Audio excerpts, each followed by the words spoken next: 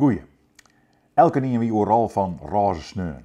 Wat er in de media net al uit de kost kwam, het wie net al leeuwen. Ploegenvolk, zelfs Rijnbogenfamilies, wat er dan ik wezen mag. En de Rijnbogense vlaggen die stier op het tworn van alle oude statige griffemeerde tjerken, maar dat kan net weer. Want op het begrafenisplakken jonken die tjerken waren de stenen van haar plak verrotten, zodra de deerden haar in de graven hult het om. Niet mis met roze sneeuwen. Enkel singulier dat al die leur die het ontschutten willen dat net elke week weer behandeld wordt in uw ingewikkelde meenschap, dat is een feestelijke dag van meidje. Wilt die likwerigers er in de eerste 50 jaar nog net wezen zult. Singuliere meenschap, ja.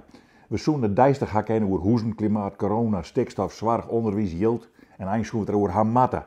Maar wat doen we? We huilen verhalen en discussiëren over of het nou wel of net dood dat je een Rijnbogenvlag en een Friese vlag in elkaar naaien, zodat de pompenbladen door de vele kleuren heen worden.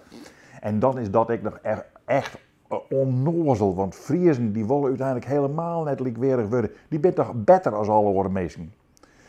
Vlaggen wie er altijd om de eigen emotie van de meesten te onderstreken. Hè? Better, 50 jaar trouwd, fjouwer maaien, slagen voor het eindexamen en had er nog leur ondersteboven binnen van uw koningshuis als Willem-Alexander is. Vlaggen ben nou wel symbolen worden. Wij komen uit de Friese kost of zo, hè? Maar bij de koning hingen we toch net een Rijnbogenvlag uit. Hoewel. We vregen de kroonprinses nou al als ik lesbisch is. Maar leren we dan meest wel koninginnen worden, hè? Nou, het is absurd. Liek onnozel als dat Sinterklaas gedoog. We hebben geen enkel respect meer voor elkaars mening. De Ljouwter Sinterklaas Stichting zei dat ze met griezen zwarte pieten konden stellen.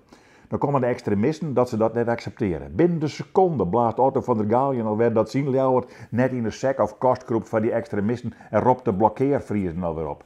Dan treedt de Sinterklaas Stichting ook. Maar binnen een dij is er een nieuwe Sinterklaas Stichting en die maakt de zwarte pieten roertig. Dat is gewoon min sminkt. Ik had de neiging om de piepernutten die nog wel in de winkel is, het dwars door de ruten te donderen. En die eer bij Buma, die het net beter weet dat Sinterklaas dat iets een bennenfeestje weer. Weet je hoe slim zo'n gedoog wezen kan? De Partij voor de Dieren wil dat een schaakspultenij zonder hindersmakker wordt. Echte kerden zonder net oerkennen dat er houten collega's binnen. Dat mag dan twaatrijen springers worden of zo. Ja, het zal wel nepnijs werden, maar dat jouwt om dat de partij die het goed programma had op één ding uitleren kan. En volgen we door uw wetten. Want de man die een wolf deerskeert omdat zij skiep van hem opfretten hier, die wordt vervolgen, want de wolf is een beschermd beest. En levert meer publiciteit op als skiep.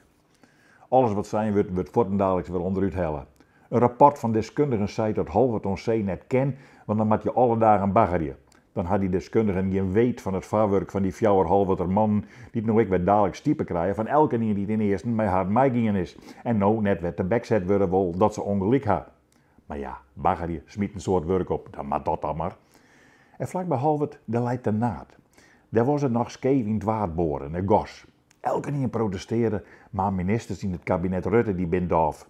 Want we hebben vierst in mijn gos, en dus, met alles wat moeten erin leidt, is de sigaar. Maar het waard is ik van Duitsland.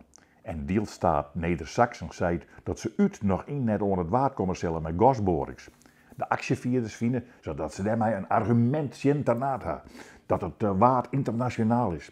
Maar dat is net zo. Elk wol, had je hem krek verteld, wat oors als dat een oor wil. Pas als die Duitsers zeggen dat ze boren zullen, dan is er na het redden.